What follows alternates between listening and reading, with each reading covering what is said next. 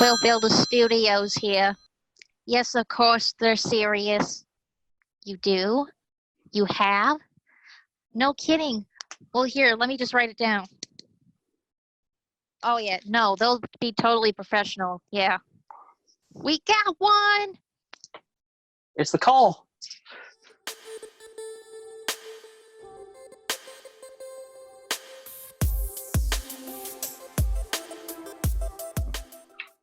Guys, you're not going to believe it. We got another review. All right, what we got this time? Well, look at the background picture I sent you. Well, that would explain it. I'm already blending in with it. Yeah, I know. And look at Justin's there. Okay, Jess, we need you to upload the information. Can you do that for us? Yeah. All right, buddy. Okay. Uploaded. Rock and roll time, guys. Rock and roll. Let's do it. I mean, okay. Let's once again say hi from We'll Build Studios, I guess, right? Yep. Yeah. Hey, guys. Hello, everyone. I guess today we're going to be talking about Ghostbusters. Well, obviously, I mean, that kind of figures it. You know, like, what's there to say about Ghostbusters, right? Oh, yeah. In terms of sheer popularity, this is considered one of the most popular films ever to come out in the 1980s, pretty much. Yeah, like, everyone and their mothers saw this one. My mother literally did see this, I think, in theaters. I'm not sure. I'll have to ask.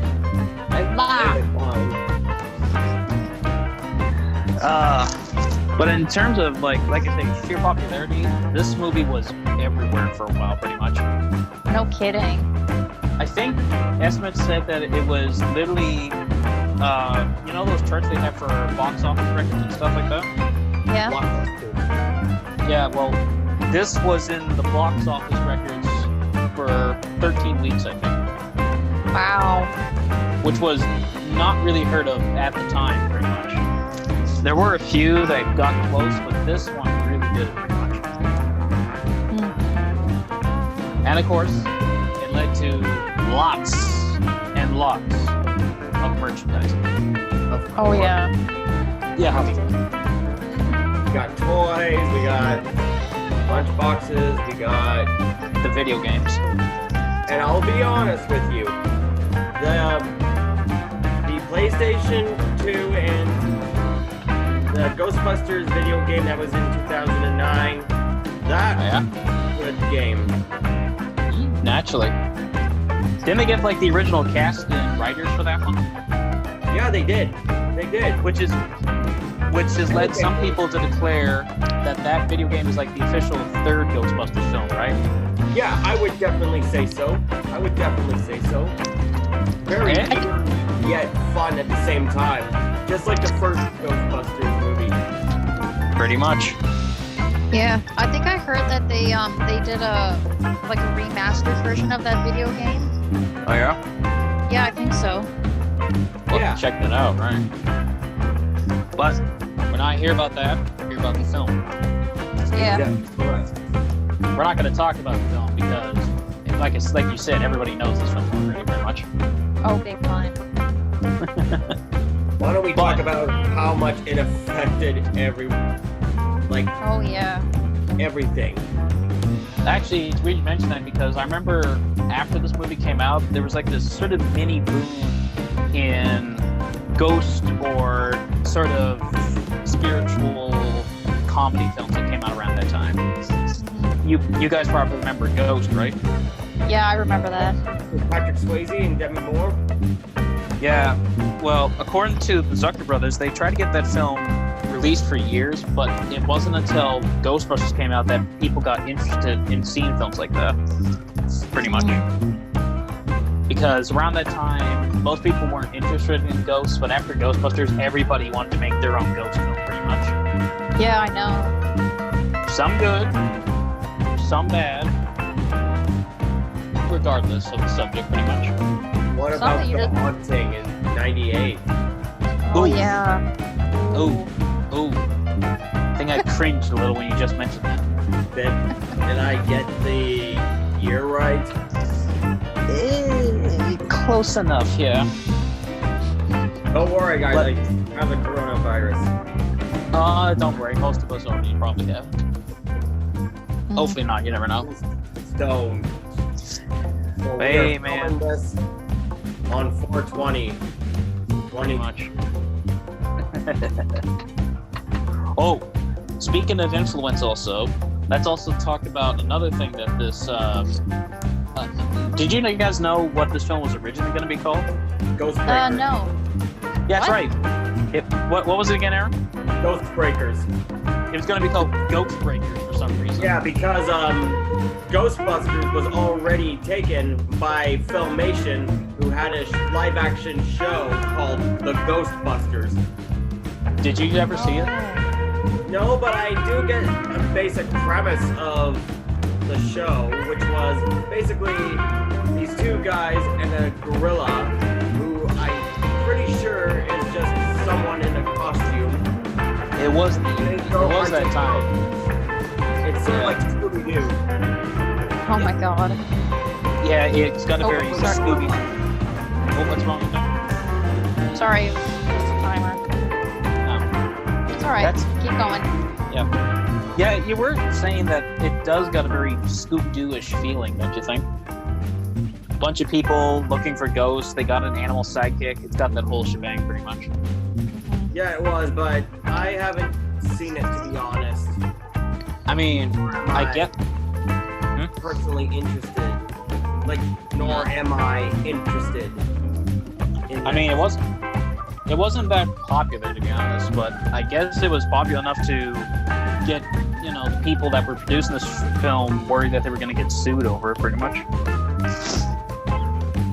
Yeah. But the weird thing is that when they were filming this film, they had to shoot it twice in a way, pretty much. Oh, why's that? Well, they hadn't officially cleared the red tape with the whole Ghostbusters name. So in some scenes, when they mention the word Ghostbuster or have a sign with the Ghostbusters thing, they would change it to Ghostbreaker for the next thing, pretty much. Oh god. Yeah, Ivan Reitman, the director, hated that. He just hated the fact he always had to do that because it didn't make sense, pretty much. And the thing that really convinced the studio about that is, you guys remember the scene where people are chanting the Ghostbusters name when they're defeating... When Yeah. they were like yelling Ghostbusters, Ghostbusters. Ghostbusters, and, Ghostbusters. I think it was the producer or whoever. One of like, the... Yeah. He called up the production company, like this, Think of head, and said like, "This is what they said," and then hear this, and then like that's when we get the Name. Ghostbusters. Yeah. Which, let's be honest, Ghostbreaker doesn't really sound that appealing, to be honest. Not really, no. It sounds kind of bland, to be honest. Ghostbreakers. Like, how can you break something that can't go through? Yeah, Right. They're dead, right? How can you do that? Well, you basically just go right through them. Pretty Yeah, much. how can you break it? Yeah, I know what you could do. You guys can get Ivan Drago over there and look at the ghost and say, No, even he can't get through ghosts. I mean, if you look at Creed 2. eh? I Oh. haven't seen Creed 2. So, I haven't either, so yeah. But I want to, though. I heard good things. That's a movie for another day, probably. Yeah. Yeah.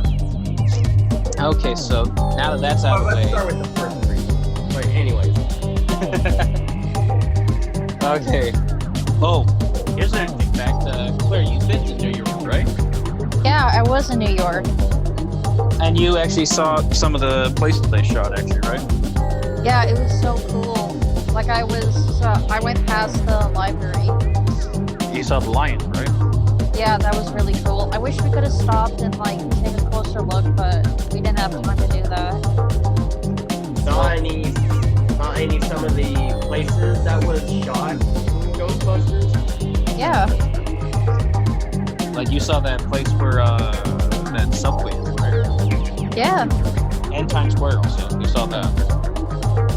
Dude, I was almost lost in Times Square. Lost in Times Square. We should write that down. Save it for another time. All right. Well, here's something interesting that you guys might not know. Now, a lot of the exterior shots that you see in Ghostbusters, that was shot in New York, actually. But a lot of the Los Angeles. a lot of the interiors were shot in LA, pretty much. For Yeah. example, that scene with the library ghost, that was actually shot in the Los Angeles Library of Congress or something like that. I forget the name, something like that. Yeah, weren't you saying that it was filmed in the basement? It was filmed in the basement because that was the only place they were allowed to film it, pretty much. Right. And also, the Ghostbusters building, a lot of the inside shots was also shot in this place. I forget what it was. I think it was also a fire station that was in LA. And unfortunately, it is now condemned, actually. So I guess Egon had a point, pretty much. It should have been condemned. I think this building's free condemned. Have you seen the fire pole? Well, we'll get that in a second, but here's something you guys might not know. In terms of places with a lot of supernatural things going on, like people that come to a place to look for spiritual stuff, New York is right up there, actually, with a lot of places. Yeah. Supposedly, this all started around like the 1880s. There were a lot of seance stuff being held there, and one of them was held by these three women called the Fox Sisters, actually. The what? It was the Fox Sisters. I forget their names, but they were these ladies that supposedly could speak to the dead and all that. And interesting enough, guess who actually met them one time? Dan Aykroyd's great-great-grandfather, actually. Whoa. Yeah. Turns out the Aykroyds, for the longest time, were people that were really into the seance stuff and ghost readings and all that stuff. Oh, it makes sense that they made a ghost film, right? I think even Dan Aykroyd's father wrote a book on something about that. I can't remember the name. I'm sure people will tell me in the comments or something like that. But yeah, because of that, Dan was really surrounded with a lot of stuff. Yeah, I always wondered about making a movie with all those journal entries and all that stuff put into one movie, pretty much. Unfortunately, we almost got a very different film at first. You guys remember that? Oh yeah, it was supposed to be set in the future where ghost busting is just basically a blue-collar job Yeah, something like that. Sort of like, they were kind of saying like Ghostbusters were like as common as plumbers pretty much in the future. Oh god, it'd be like the Mario movie. Less about that, better, pretty much. True. So, yeah, they clearly needed to have it set in a more realistic setting kind of thing. Which works pretty much. You know all those stories where a bunch of people come together to start a business kind of thing?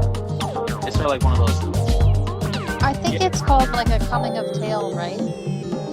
or something like that. coming of age, but that's a different genre. Yeah, that's a different one. Well, that's what this is pretty much. It's about these guys starting the business pretty much. It's a business setting movie. Yeah. Yeah. Ghost. Oh, I think it's kind of like I think they're called a rise to power, I think. Sometimes, yeah. Like I say, it doesn't really matter. Let's call it as it is. It's a horror story. Very. And that's what I like about this film, because I've seen some films that do both horror and comedy and never get it too right together, pretty much. Well, there's some that have done it right, you know? American Wolf in London comes to mind, right? Yeah. Oh yeah. Which strange. Shaun of the Dead, yeah, definitely. Mm-hmm. But The problem is, if you are making a movie like that, you got to be careful sometimes because you want to either focus on. You got to make sure it focuses on both, not on one or the other, pretty much. Mm-hmm. And I think this film does it really, really good, actually. Yeah, it's definitely up there. Very. But besides that, let's also talk about something that everybody likes about this movie, the characters now. Yeah. Where should we start? Well, there's Dan Aykroyd. Dan Aykroyd's character. Dance. Yeah, Ray. Oh, Ray. He's the lovable dumb one of the group sometimes. Especially when it's pretty much him that conjures the Stay Puft Marshmallow Man. Thanks a lot, Ray. Interesting fact, actually, about Ray's character, actually. Well, originally, here's something that was going to be weird about this film. The film was actually going to be about just 3 Ghostbusters, actually. Yeah. Originally, it was going to be Dan Aykroyd, who was going to be Ray. Then there was going to be Eddie Murphy, who's kind of going to be like a mixture of both Winston and Peter's character, pretty much. And there's going to be John Belushi as Spanker, I think. I think Bankman. Yeah, probably. He would be more suited as a Bankman than Yeah, you're probably. I probably got my notes wrong. You know. But yeah, John Belushi was going to be in it, but unfortunately, when he passed, I guess they had to do some more rewrites. Yeah. Which is a real shame because he had some really good chemistry with Dan. I remember seeing them in Blues Brothers. They were very good at that, actually. Yeah. Oh, well. Speaking of also casting, guess who was also going to be in this film, I also heard? John Candy. Yeah, John Candy was going to be Lewis's character. Oh my god. But they asked... John Candy wanted to portray the character in a more... Well, sort of serious-like kind of, right? Like a German character. Oh my god. Something like that. I don't know. I could be wrong. I have hands. I mean, thank God they got Rick Moranis anyways, right? Yeah. I mean, let's be honest, Rick Moranis makes that character his own pretty much. I know, right? Whenever you think of like that stereotypical nerdy character, you always think back to him pretty much. Yeah. Well, speaking of almost casting, here's something you guys might not know. What? Originally, remember when we see Gozer for the first time? Yeah, Oh, he yeah. was supposed to be be portrayed by Pee Wee Herman himself. Yeah. Paul Rubens was gonna play Gozer. How would that have been? I wonder if he like. Hey, never see. I'm going to the Barbarian. You know who he looks like? Well, like what? Lovecraft. Yeah, I can see that. He's got the hair for it. He's got the facial features and everything. I mean, let's be honest. It's not the creepiest thing we've seen Paul Rubens do. Let's not bring it up. Moment. Yeah. Let's not bring up Batman for that word terms. We'll bring it up later.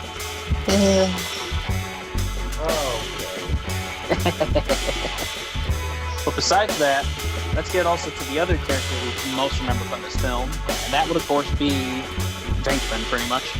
Mm-hmm. Oh yeah, my favorite character. Oh, Bill, only you can play that character, pretty much. I know, right? Oh, do you know what I really like about this character? Almost all of his dialogue completely improvised, pretty much. So, yeah, a lot of, like I say, Bill Murray's dialogue is improvised, apparently. Mm-hmm. Yeah, and like most of them were in the memorable scenes, like when Venkman came out of the doors, like we kick his ass, Pretty much. I love that line. My favorite line of all time, honestly. That favorite line. unfortunately, because Bill was, improvising a lot of his lines, well, in some cases, the crew was actually laughing like a lot whenever he would do that. So they would have to say, okay, cut, we got to do that again. Thanks for ruining the shot, Bill, pretty much. Yeah. I remember one of the producers was on set that day. It was the scene where he's doing that thing with the piano that they hate this. All right, boys. Dr. Venkman's here. And the producer that was there just rolled over laughing and like, pretty much. Oh, hi, Molly. Hi, Molly. Sorry, Hello, Molly. In my room. All right, we'll talk about another dog creature now. And you know what I'm talking about. Oh, yeah. Dog. Well, she turns into a dog. There you go. It's like, Actually, what were you? oh, sorry. I was supposed to say, okay, yeah. So she's a dog. Yeah. Actually, she came up with that, apparently. Sigourney Weaver, apparently. Originally, they had these names that they were going to use for some of the ghosts called, like, the Keymaster and the Gatekeeper and all that stuff. Yeah. But they had no idea what they were going to use them for. But when they were interviewing Sigourney for the role, when they were auditioning her, she thought, I want to play one of those dogs.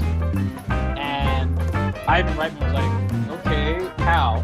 So she got down on her hands and knees, and she was growling like a dog, and they said, you got the part. I think we can get her a role in Wild Kingdom, maybe. Yeah. So that's the idea about what led to her getting possessed and becoming one of the dog things, pretty much. Which is pretty good, actually, in my opinion, because that's a very memorable role. Besides, of course, her most other memorable role being Ellen Ripley, pretty much. Oh, yeah. I remember. Yeah, oh yeah. I remember something weird that happened with Sigourney Weaver one time. She had a fire, I think, in her house one time, and unfortunately, when she got out, she left some eggs on her kitchen top, and because it got really hot, the eggs exploded pretty much, right? So when the firefighter put out the fire and they saw that, they said, "Somebody call the Ghostbusters!" I love that story. It's my favorite. Yeah. Yeah, who are you gonna call? Call the Ghostbusters. Hey, here's a crossover. We get the Ghostbusters and Ellen Ripley together. Boom. That Just would be saying. cool. It'd be awesome. Sure. But now let's talk about another character that we all love very dear, Egon. Oh, yeah. God bless Harold Ramis, man. He's like, in my opinion, one of my favorite Ghostbusters in a way, pretty much. Wouldn't you say so, Claire? Yeah, he was, in my opinion, one of my favorite Ghostbusters, and when I was younger, I thought he was really hot. Yeah. Also, just like Bill, Harold came up with a lot of his dialogue himself, especially with his sort of dry humor, pretty much. Mm-hmm. It's like the way that Egon would have talked or done stuff, that was all pretty much him, pretty much. Including, I think he said that the name that he came up with him was based on this German psychiatrist. I can't remember which one, though. I'll have to look it up. And now, let's talk about Winston. Oh, yeah. Wait. I kind of feel bad for Winston, though, because apparently his role was going to be a lot bigger at first, apparently. Yeah, he was concerned about that, but Harold Ramis, of course, told him it's Hollywood. That happens, man. Yeah. Or something like that. I could. Also, this was like one of Ernie Hudson's big movie roles, like one of his first big movie roles. Because around this time, he was mostly known for TV, I think. I forget what TV he was on. I'm pretty sure we'll find out later, but you never know. Yeah. And Another thing they cut out for Ernie, apparently, was his backstory, actually, for his character. It was originally going to be stated that Winston was actually a veteran who just returned from active duty as a Marine, I think, or something. And it was explained about how he was going around looking for work and stuff like that. But I guess they just had to cut it out for time because they were on a bit of a time stretch around that time, pretty much. Like, did you guys ever hear the rumors that this movie was almost close to missing its release date, pretty much? Oh, really? Yeah. Well, they started filming. When did they start it? This 1983, right? Yeah, somewhere. Yeah, and I think shoot. I could be wrong on that. they're pretty close actually, because, like I say, they thought they could get this done as quickly as possible. But the thing with films is that they take a long time and a lot of focus, as we all know, right? Mm-hmm. So imagine you're given a specific time loop and you don't even have a complete script yet, pretty much. That's going to be nightmare fuel for most people. Oh, definitely. But at least they managed to do it in time. Oh, and here's something interesting you guys might know. Did you know officially, some people say John Belushi did make an appearance in Ghostbusters, actually? Really? Yeah, you're right. They apparently Slimer is supposed to be John Belushi in a way. Oh my god. Probably with the way he eats the food, you know? Yeah. I didn't know. And he didn't, and they didn't even bother, they didn't bother with the, With the face, mostly, yeah. yeah, so they just so his face is There you go. oh god, that is what he would look like. Oh my god. If they really want to make Slimer like John Belushi, they should have had the Slimer do this. He gets some food in its mouth, looks at Bill Murray and does this. I'm a zit. Get it? I like that, minus the line. Yeah, more or less, yeah. It'd be kind of weird to hear Slimer talk, pretty much, don't you think? It would be. I mean, unless you're like Slimer from the animated Ghostbusters TV thing, where Frank Welker is doing the voice of Slimer, of course. And Ray. Oh yeah, right. Like seriously, does Frank Welker just And Garfield voice? doing the voice. My God, does Frank Welker just do every voice? Yeah. So anyways, you were saying? Yes. So, besides all that, we also, here's something else that they didn't show with Slimer, apparently. He does, in fact, have a butt, apparently. What? Well, originally, they were going to show close-ups of Slimer's butt as he ran away. And it was going to be, well, you know, pretty gross-out humor crap and all that stuff. What So the? they removed it. Yeah, it's going to be jiggling everywhere, you know, that kind of stuff. Just get Nicki Minaj. You never know. You never know.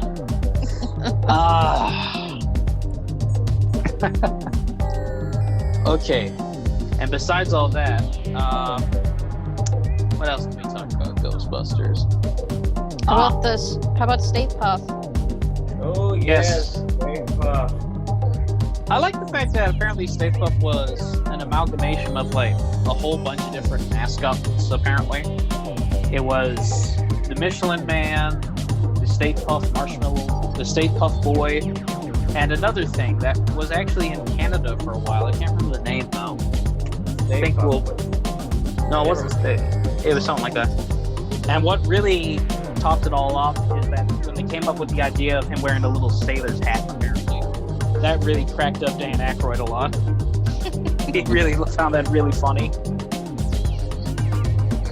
And you remember at the ending where Walter just comes in that goo, you know, like the leftover marshmallow stuff and all that? Yeah, the white stuff, Tom. We know.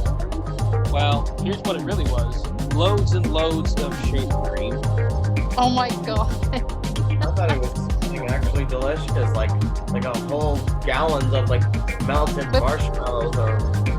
No, that was like it was just like a whole whack of shaving cream they had put in this giant bucket thing and then just dumped all over the actor.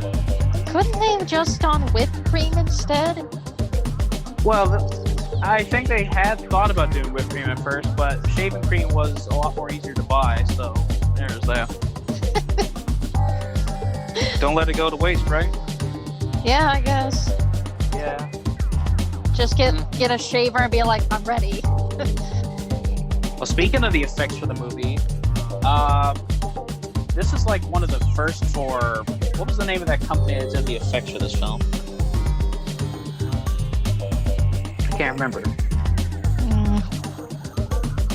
Well, anyway, the guys that did start it there were some people from this studio called ILM or something like that. Yeah. Industrial Magic. They were basically the guys that did all the effects for a lot of Spielberg and George Lucas productions. Oh. But unfortunately, some of the people that worked there were not satisfied with how the thing was being run.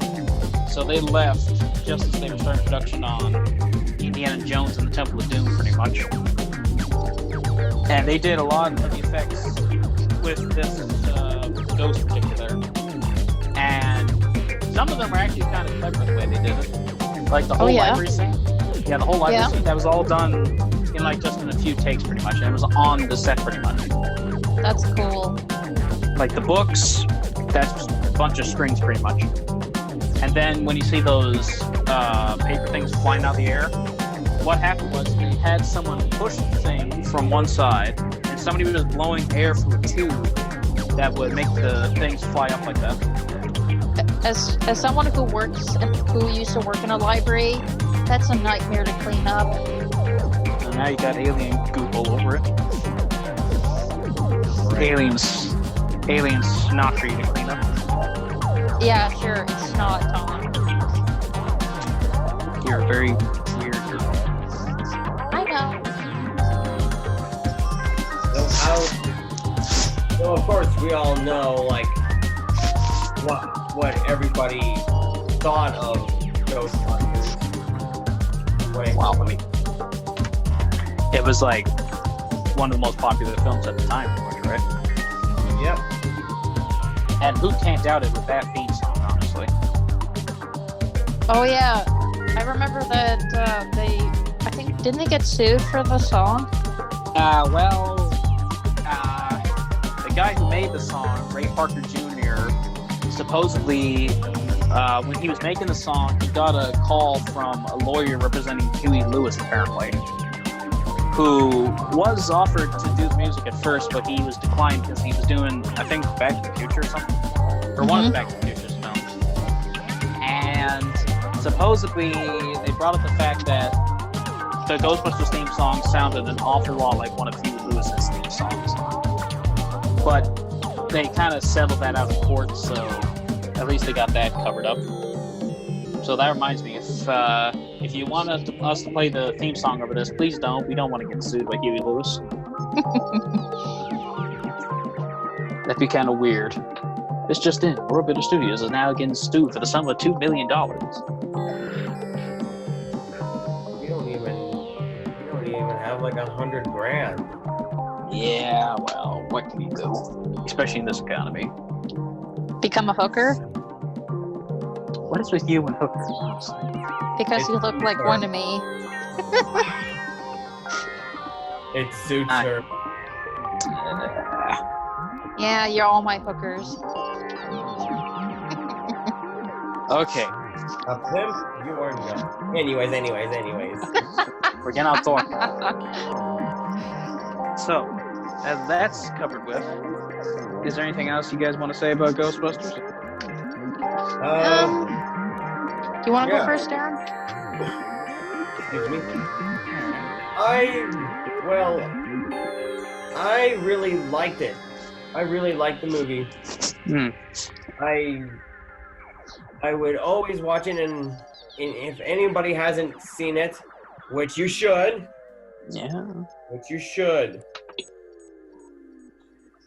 but I would recommend it.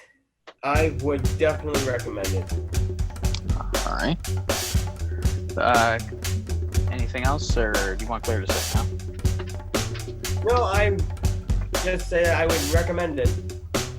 All right, Claire, your turn. Oh yeah, sure. I love this film, even with its flaws. Even though, like, apparently it was marketed for kids, even with all the the swearing and the smoking and the stuff like that. I'm thinking, didn't one of those hands from that chair grab Sigourney Weaver's boob? Yes. Oh, You so never, yeah. you never stop talking about that, Tom. And the ghost head scene. Interesting fact, that ghost that gave Ray head was apparently the playmate of the month at the time, I think, actually. Of course it was. I'd be surprised it was the 80s where you can get away with that stuff. Yeah, pretty much. Anyways, I would totally also recommend this film. I love it. It's amazing. I cannot stop watching this. Alright, well, I have to admit, a film like this only comes once in a while, and I'm glad it did come with these guys, because it really did showcase the best that they could do with both horror and comedy, which, as I always said, is a very tricky subject to put together, pretty much. But they did, and it felt really. It's like one of those things you just need to watch again and again just to experience it for yourself as a whole, pretty much. Yeah. And that's something that the sequels never really got, because I don't know, it's just like being in the ball, being catch it again, pretty much.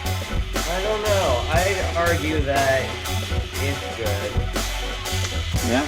Not as great as the first Ghostbusters, but I thought it was good. Yeah, I thought so too. It's a pretty decent sequel.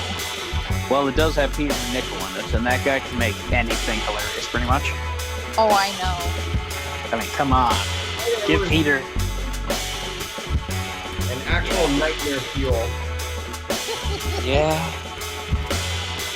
Even with Max von Sydow, boys. Alright. I was more traumatized by the severed head. That too, yeah. What were they thinking? It's for children, I guess. How? Just saying. How? Like I say, 1980s kids stuff was awesome, let me tell you. It really was. Magical time. Okay. I think we should wrap it up now, you think, guys? Yeah. So, any final thoughts or anything? I would, like I said, I'd recommend it. Same here. Copy that. Hope you guys enjoyed this video. If you did, hit the like button if you haven't already. Don't forget the subscribe button with a bell for the notification. Then be sure to follow us on our social media. And yeah, you have a good day. Yep. Stay creepy, my friends. Stay creepy. See you guys. Bye. Peace out.